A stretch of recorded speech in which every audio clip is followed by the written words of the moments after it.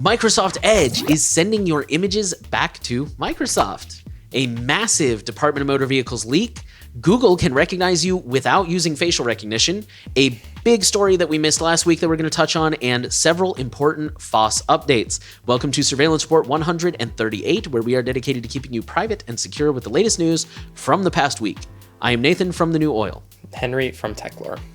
Okay, this week, our promo segment, same as always, we have Patreon, and we're actually pretty close to 100 patrons. So if you're listening out there and you're like, yeah, I like Surveillance Report, I want to keep it going, make sure it sticks around, you can sign up on Patreon, help push us a little bit closer to that triple-digit number. If you contribute $5 or more per month, then you get to ask us a question for the Q&A, and if you contribute $10 or more per month, then you get to go straight into the stories. You don't have to listen to any of this promo stuff, and you get some additional commentary from us on some of these stories. If you want to keep us going in a recurring fashion, but you don't want to deal with Patreon, we have LibrePay. And if you don't care about any of that stuff and you just want to support us as anonymously as possible, we have Monero. We don't see anything about you, but we see the contributions, and we thank you for your support in keeping us going. I do want to be a quick hype man. Real quick, 3 weeks ago, we put out a video with 6,700 views on Surveillance Report, and it has 98.5% like to dislike ratio.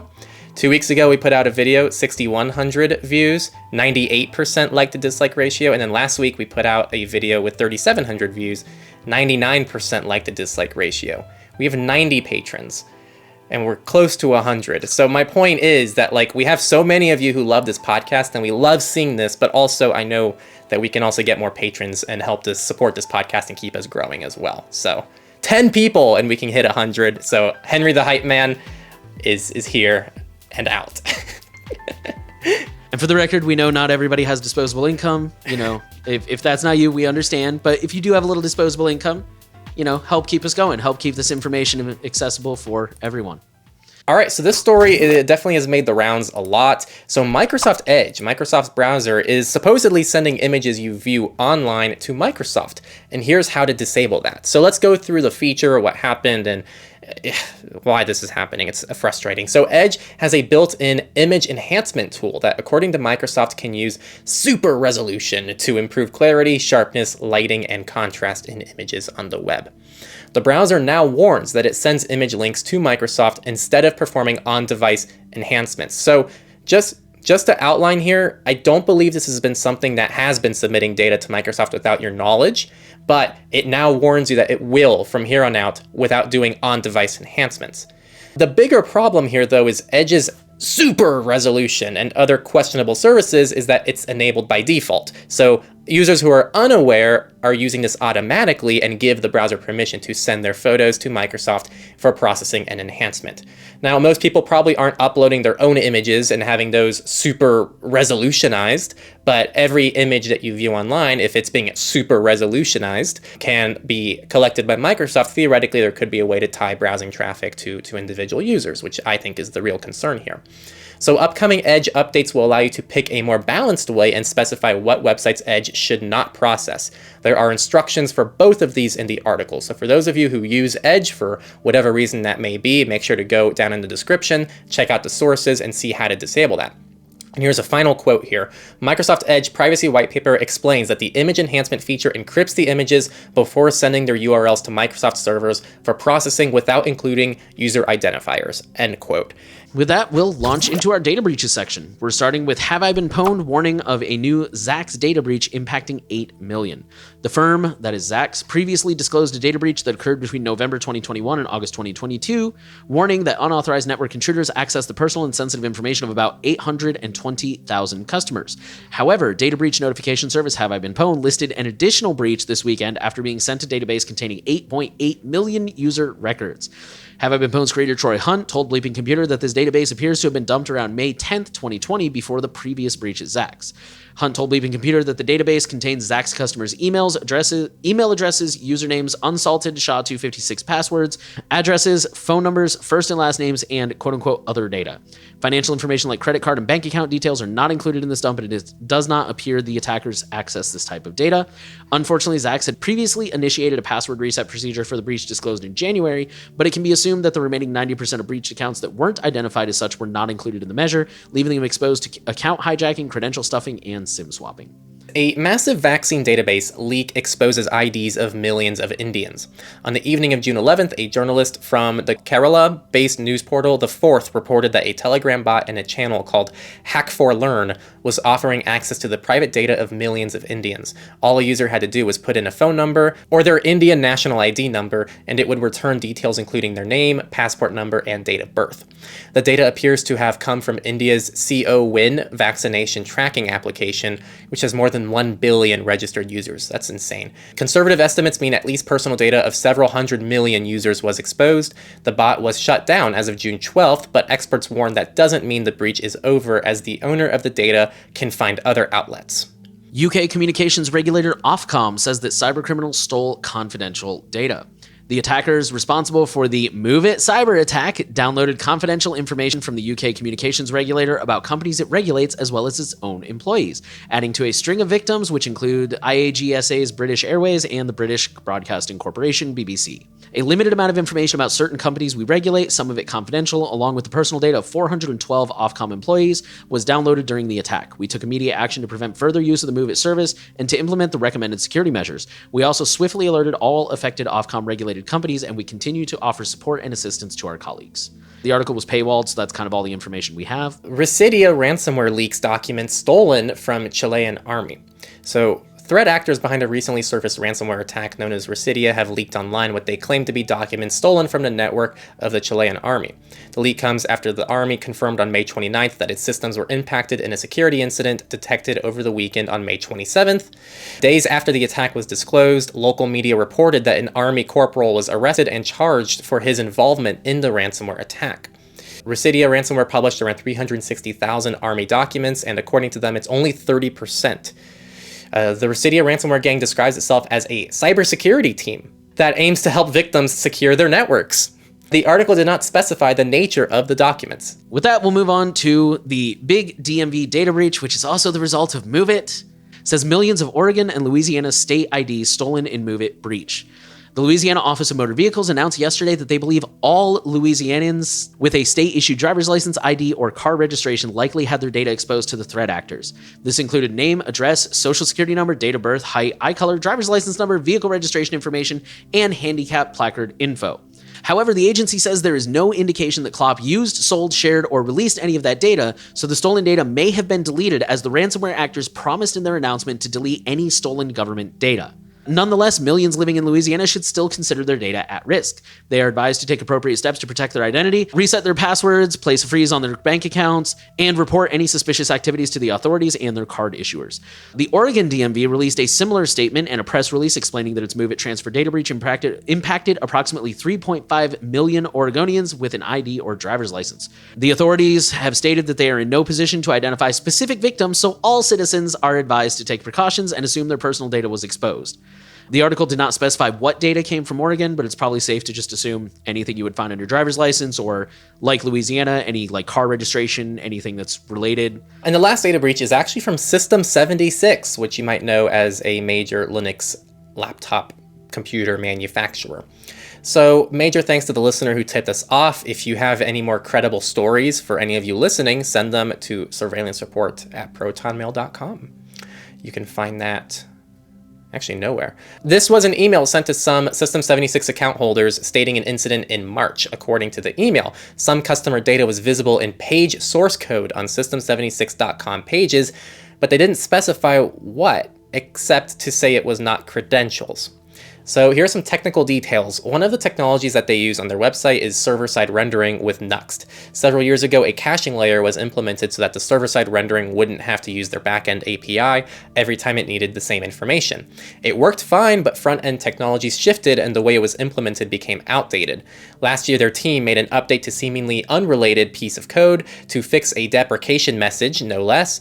However, this exposed the initial implementation of this cache to a new style of handling state, which it had not been written for and was not prepared to handle. So what happened was the following: state that shouldn't have been shared and was shared between sessions. This is one of the major pitfalls of using server-side rendering in a web application. Unlike an API, the code in an SSR app doesn't always have distinct boundaries between what happens on a single client versus what happens on the server. So that's kind of the technical explanation that was provided. They have promised a number of fixes to prevent this again, including both automated and manual scans, and a planned move to a static model for their website to reduce the risk of similar mistakes. I think Nate just said if you might upload a screenshot of this for people who are contacted regarding this. But aside from that, we don't really have any formal sources. And actually, just a quick update. I was wrong. I wrote in the notes here that they didn't say what data was exposed. What was potentially exposed: names, physical addresses, email addresses, and phone numbers. All right, with that, we'll move into companies. And this is an interesting story. The headline says Google confirms photos can now, quote unquote, facially recognize you from behind. She says, since we started traveling more frequently, I found myself snapping pictures of my husband walking, hiking, or standing in different environments. Just, those typical travel photos you see all over.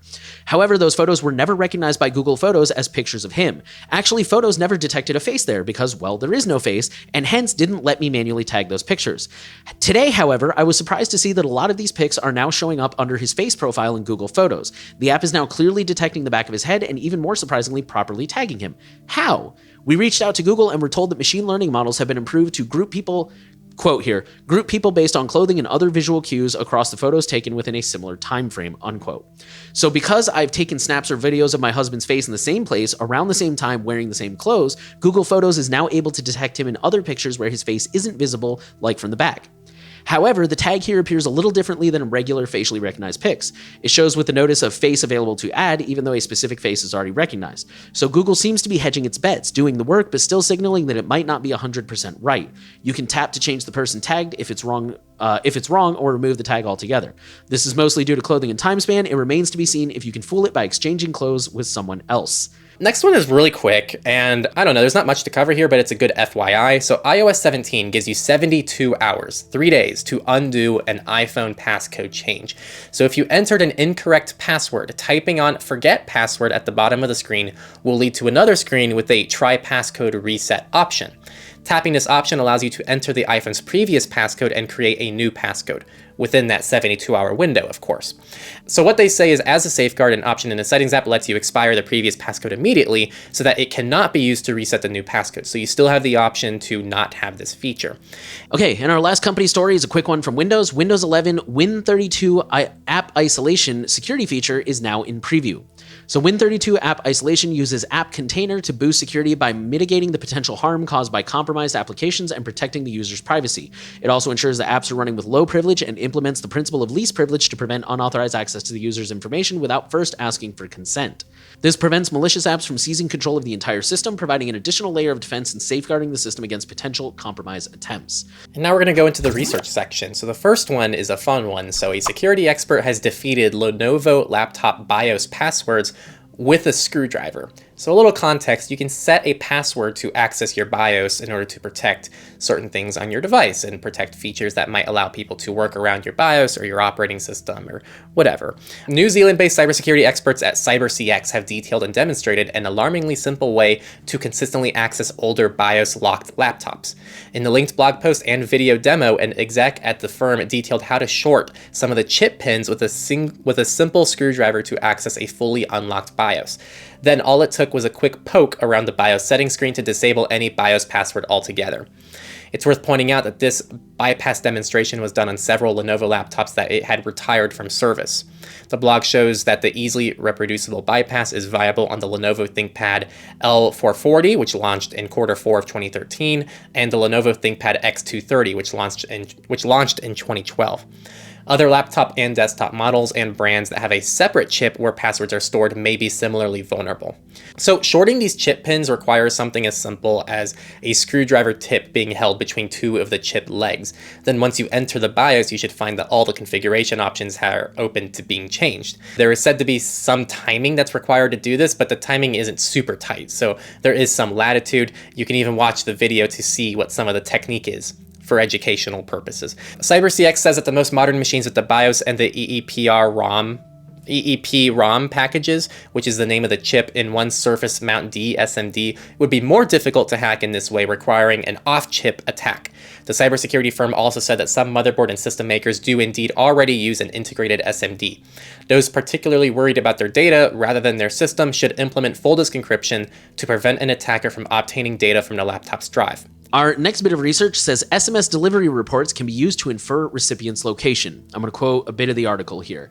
A team of university researchers has devised a new side channel attack named Freaky Leaky SMS, which relies on the timing of SMS delivery reports to deduce a recipient's location. SMS delivery reports are handled by the SMSC, Short Message Service Center, of the mobile network to inform when a message has been delivered, accepted, failed, is undeliverable, has expired, or has been rejected. While there are routing, network node propagation, and processing delays in this process, mobile networks' fixed nature and specific physical characteristics result in predictable times when standard signal pathways are followed. The researchers developed a machine learning algorithm that analyzes timing data in these SMS responses to find the recipient's location at an accuracy of up to 96% for locations across different countries and up to 86% for two locations in the same country. The attacker will first have to collect some measurement data to make concrete correlations between the SMS delivery reports and the known locations of their targets. The more precise data the attacker has about their target's whereabouts, the more accurate the location classification results in the machine learning model's predictions will be in the attack phase. To collect the data, the attacker must send multiple SMS to the target, either masking them as marketing messages that the recipient will ignore or disregard as spam, or using silent SMS messages. Silent SMS is a type 0 message with no content, which produces no notifications on the target screen, yet its reception is still acknowledged by the device on the SMSC.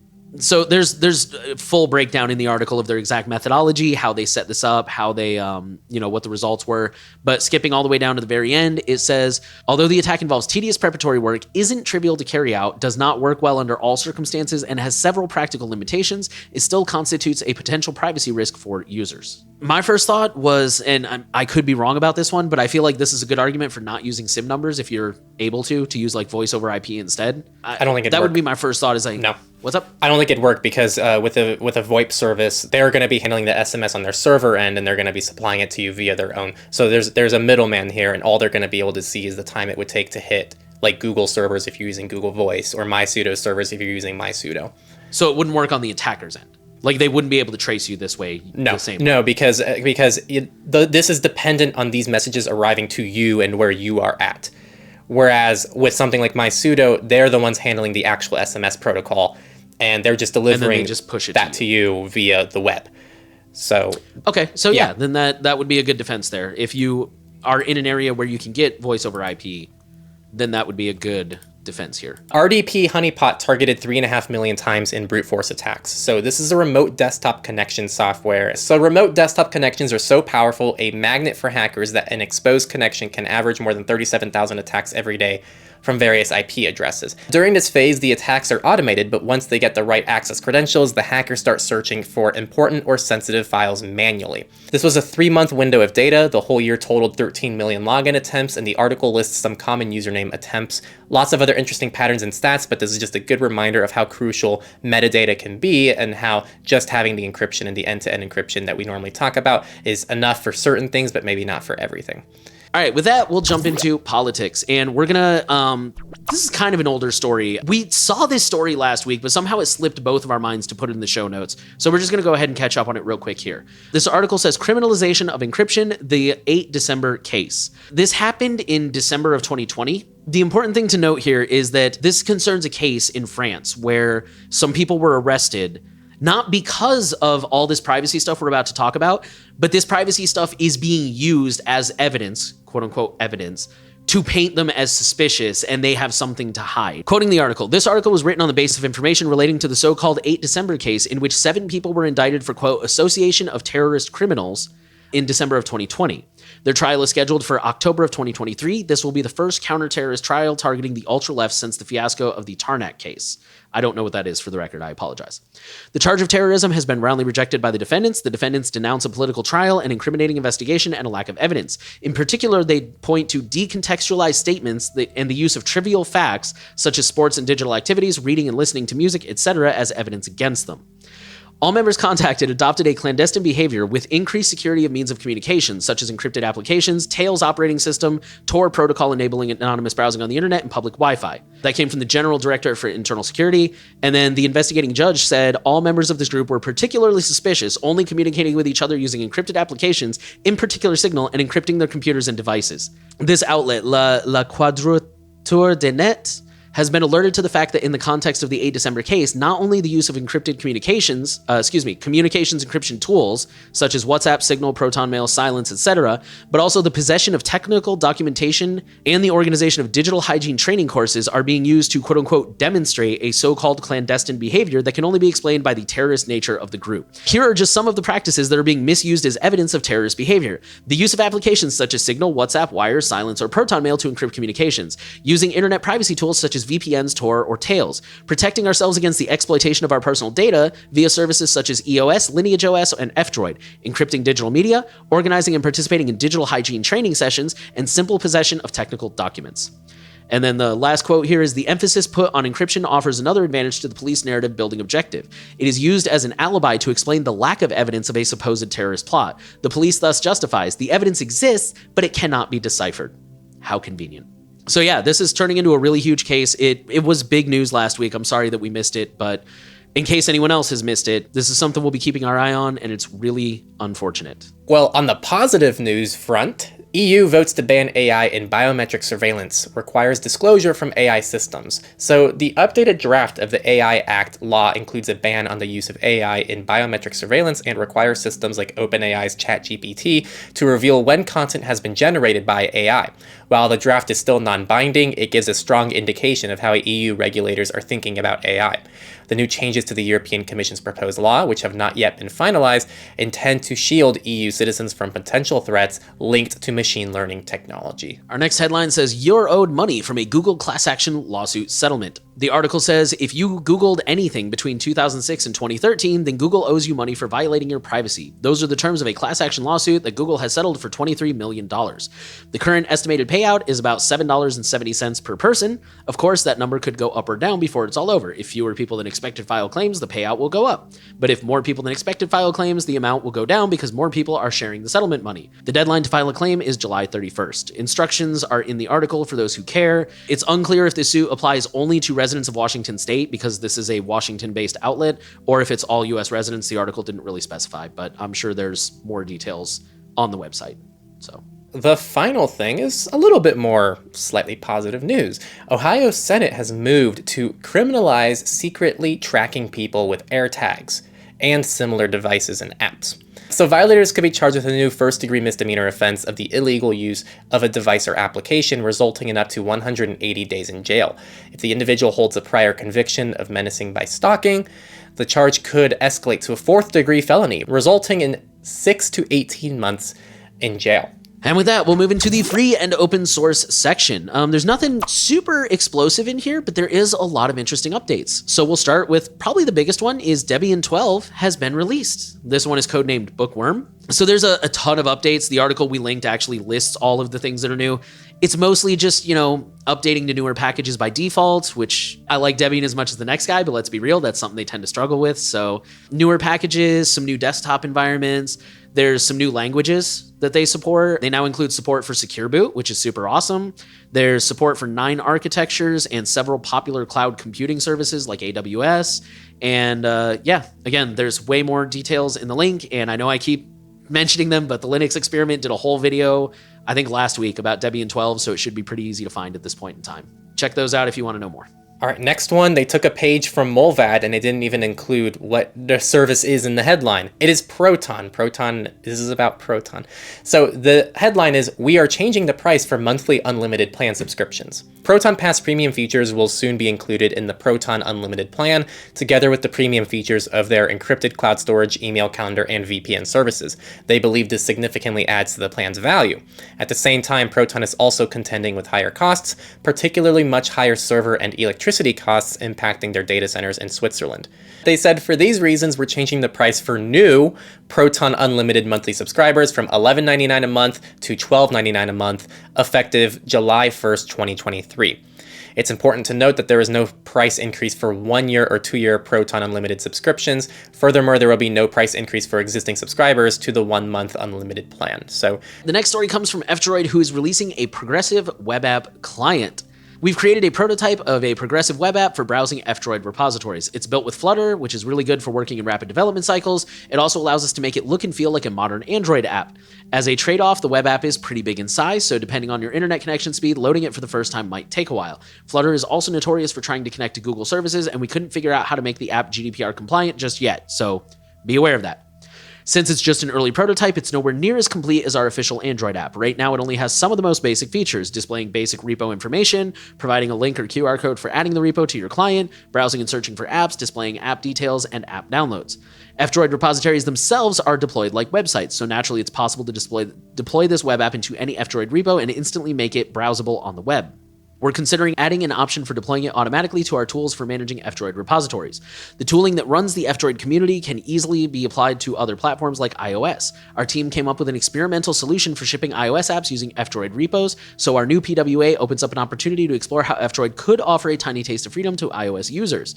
While we hope to aid the expansion of free software everywhere, even on proprietary platforms like iOS, F-Droid will only ship on platforms that can be free software like Android. Next one is from JMP, which is it's kind of like a VoIP service. It's an interesting service, but hopefully, this story will kind of make it obvious. So JMP has been in beta for over 6 years, and today they're finally launching. They've made improvements to billing, phone network compatibility, and also helped develop the Chiyogram Android app, which provides a smooth onboarding process, good Android integration, and phone-like UX for users of that platform. There's still a long road ahead of them, but with so much behind them, they're comfortable saying JMP is ready for launch, and that they know they can continue to work with their customers and community for even better things in the future. So pretty much the new monthly price for a customer's first JMP phone number is now $4.99 USD per month, but they're running a sale so that all customers will continue to pay beta pricing of $2.99 until the end of August. They're extending until that time the option for anyone who wishes to prepay for up to 3 years, and they can lock in beta pricing. After August, all accounts who have not prepaid will be put on the new plan with the new pricing. Those who do prepay won't see their price increase until the end of the period they prepaid for, and the new plan will also include a multi-line discount. So second, third, etc. JMP phone numbers will be $245 USD a month when they are set to all bill from the same balance. The new plan will also finally have 0-rated toll-free calling. All other costs remain the same. All right, and our last FOSS story is a really quick one. There's a new release of Tails, version 5.14. Some pretty exciting stuff here. They've automatically migrated from Lux 1 encryption to Argon 2 ID. You can now do full backups if you use Tails with persistence. You can do full backups from the Tails installer. They have a captive portal detection, so if you're on like a public Wi-Fi and you need to agree to the terms of service first, it'll detect that, pop it up in like the, what do they call it, the unsecured browser or whatever that goes outside Tor. They'll pop it up there so you can go ahead and agree and then get back to using Tor. And they have added an incentive to donate from Electrum. Since Electrum ships by default, it basically just like makes it easier to donate with Bitcoin and keep them going. So pretty cool stuff. Awesome to see. And the last article is called Identifying, well, this is the Misfits, by the way. It's called Identifying the Idaho Killer. So the New York Times has a long article on the investigative techniques used to identify the person who stabbed and killed 4 University of Idaho students. Now, pay attention to the techniques, which is why this is even in surveillance report in the first place. The case has shown the degree to which law enforcement investigators have come to rely on the digital footprints that ordinary Americans leave in nearly every facet of their lives. Online shopping, car sales, carrying a cell phone, drives along city streets, and amateur genealogy all played roles in an investigation that was solved, in the end, as much through technology as traditional sleuthing. He's kind of cutting pieces from the New York Times article. This came from Bruce Schneider. Okay. Or Schneier. At that point, investigators decided to try genetic genealogy, a method that until now has been used primarily to solve old cases, not active murder investigations. Among the growing number of genealogy websites that help people trace their ancestors and relatives via their own DNA, some allow users to select an option that permits law enforcement to compare crime scene DNA samples against the website's data. A distant cousin who has opted into the system can help investigators building a family tree from crime scene DNA to triangulate and identify a potential perpetrator of a crime. On December 23rd, investigators sought and received Mr. Koberger's? I think so. Yes, Mr. Koberger's cell phone records. The results added more to their suspicions. His phone was moving around in the early morning hours of November 13th, but was disconnected from cell networks, perhaps turned off in the 2 hours around when the killings occurred. Okay, with that, we'll move into the Q&A, or we would move into the Q&A, but nobody asked any questions this week. So if you have a burning question, you're just dying to ask us, no pun intended with that last story. We answered a question last week about like what we majored in college and how we started doing surveillance report and stuff like that. So for the most part, no questions are off limits. Please don't challenge that because there are some that I'm sure are. But yeah, if you guys want to ask us a question, $5 a month, feel free.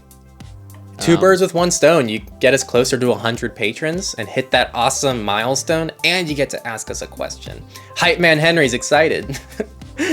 I wish we could figure out who the 100th patron was, and then we could like prioritize their question.